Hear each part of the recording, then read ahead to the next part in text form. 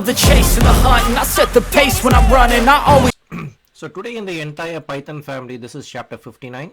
So we are getting close to 2 months target, and I requested 6 months. So we are 1/3, 30% of the way. So if you see, like, here, like, we have actually completed, and in NumPy this is chapter 18. So in the last 2 chapters we saw about the random distribution, the shuffle, the permutations and combinations, and how it has been done. So one thing which is always important is when mathematical thing actually comes, the most important thing is how you actually visualize. So whether it is in the form of a graph or in any of this thing. So that is why the the Power BI functions, like the BI tools, the business intelligence tools like Power BI, initially it used to be Cognos, right now it's Power BI and Tableau, has a significant presence in the market. And if time permits, I might be teaching about Tableau or Power BI. I have not decided on it yet, but we need to go through SQL and stuff of that nature. So how do I actually say this? We know that from that morning 9 to evening 9, we know that in the restaurant, we know that we are selling pizzas, cheese pizzas, pepperoni, mushroom, vegetable, tomato, blah blah blah. So we know, like, we keep selling all these things at different time frames, like 9 to 10, 10 to 12. So we actually put this in Excel spreadsheet, and these are all data, and these are all like data distributions. So we also saw that in the last 2 lectures. Now the thing is, how would I actually visualize? You always need to visualize, because seeing is better. Some persons learn a lot or learn quick by visualizing. So that is why when you have a plan in your mind, when you can actually visualize it, you can cleanly see where you're going or what is a pitfall. So visualizing is a very important tool, and that is exactly what we are going to be doing in today's lecture. So I was not trying to take away your time. This is a short lecture, but it is visualizing and it is important. So we go to something called as a Seaborne.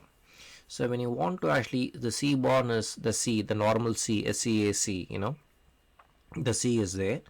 The Seaborne is basically, you can actually visualize, it's a library that uses MATLAB, matplotlib underneath the plot graph, okay, which will be used to visualize the random distribution. So whatever I said, now it will actually make sense, right? So it is basically visualizing. All right. Now the distribution plot, the dist plot stands for distribution plot. It can take in any input as array, and you can plot a curve corresponding to the distribution of the plots in the array. Now, like always, let's actually try an example. I keep using Jupyter notebooks. Okay, so when I use Jupyter notebooks, I need to do this command import Seaborne as SNS. I've imported MATLAB, I've imported Python, I've imported NumPy, I've imported Panda. So all these things module already exist. Okay, it is just like I need to import that.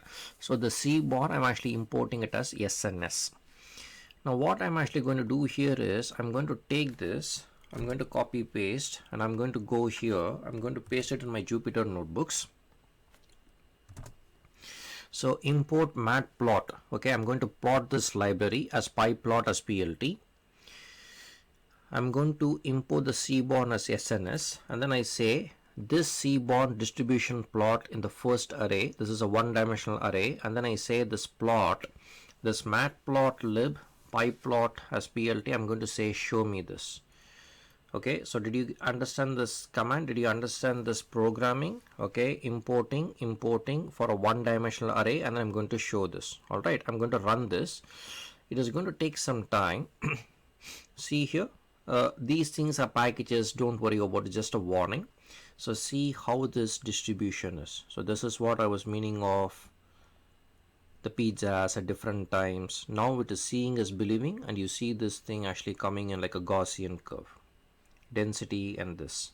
Okay, this is where Python gets interesting, and we are getting into the core of lot more better into Python. Now if you want to plot a distribution plot without a histogram, you can actually take this and you can actually plot it here. Same command. Okay, so import plotlib, and then import this Seaborne, you can do this, and then the histogram equals false, whereas here we didn't say this as a false, but here for the single array we say it's a false, and then we are saying it's a show. So when I show this, see here the histogram, this histogram is disappeared, and it is just like a Gaussian curve or a bell-shaped curve. Okay, it's a bell-shaped curve. So this is what it is. So what it means is the SNS.distribution plot histogram false is used to visualize random distributions in this tutorial. All right. I trust you would have actually seen and understand Seaborne, probably liked it, and got an interesting to start visualizing the data, because it is the most important plot in any of the data distribution, any of the analysis. If you have any questions, kindly contact me. I'll try to help you to the best of my abilities. Like always, I'd like to thank two persons. One is you for giving me a golden time. The other is my wife Jayashree following me to follow my passion. Till we see next time, take care, cheers, and thank you.